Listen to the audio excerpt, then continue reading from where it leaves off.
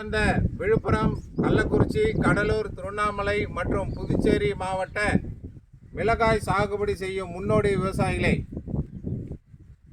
அண்மை காலத்தில் நிலவும் தட்பவெப்ப சூழ்நிலையால் இந்த மிளகாய் சாகுபடி செய்யும் இந்த பயிரில் பார்த்தோமானால் இதே போன்ற அறிகுறிகள் தென்படுகின்றது.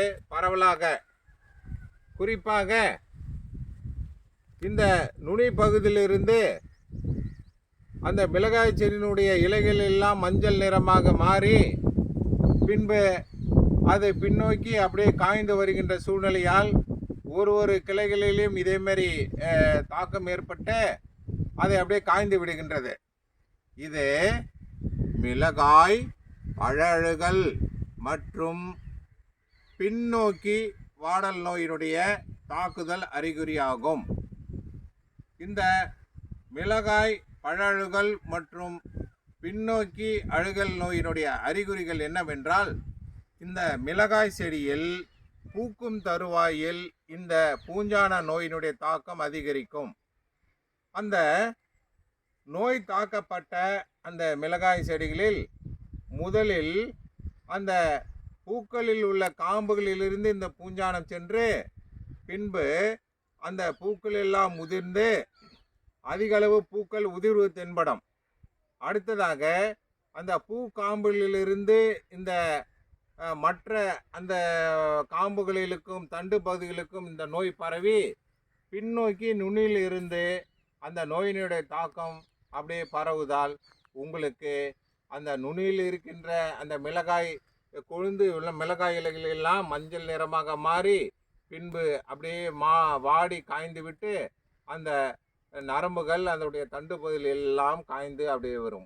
ஒரு காலகட்டத்தில் இங்கே பார்த்தீர்களா, அந்த தண்டு பகுதியிலும் அதனுடைய நோய் தாக்கம் இருக்கின்றது. ஒரு காலகட்டத்தில் இந்த செடி முழுவதுமாக இந்த நோயினுடைய தாக்கம் இருக்கும். சிறிதளவு பாதிக்கப்பட்ட அந்த மிளகாய் செடிகளில் ஓரளவு மிளகாய் காய் பிடிக்கும்.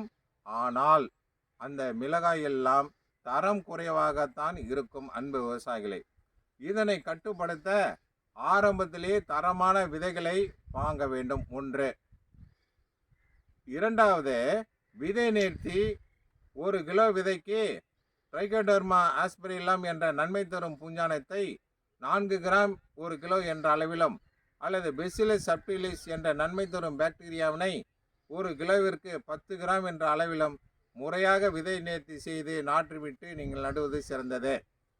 கடைசி உழவின் போது 1 ஏக்கருக்கு 100 கிலோ வேப்பம் பின்னாக்கு அல்லது வேப்பங்கொட்டையை அவசியம் இட்டு சமன் செய்து நீங்கள் நடவு செய்ய வேண்டும்.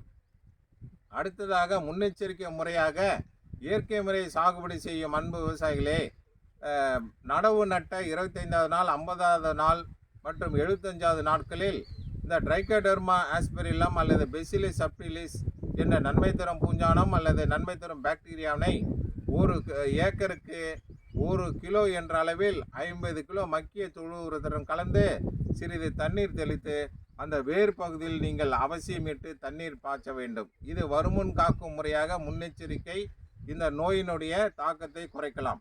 அடுத்ததாக, இந்த நோயினுடைய தாக்கம் வந்துவிட்டால் ஆரம்ப காலகட்டத்தில் அந்த நோய் தாக்கிய அந்த பகுதிகளை உடனே எடுத்து சேகரித்து தீ வைத்து எரித்து விட வேண்டும். இது முக்கியமான கட்டுப்பாட்டு முறையாகும்.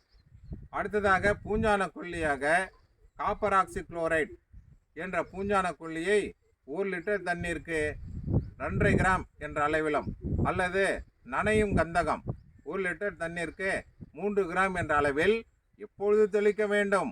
3 காலகட்டங்களில் தெளிக்க வேண்டும். அன்பு விவசாயிகளை, முதல் தெளிப்பு பூக்கள் வருவதற்கு முன்பாக தெளிக்க வேண்டும்.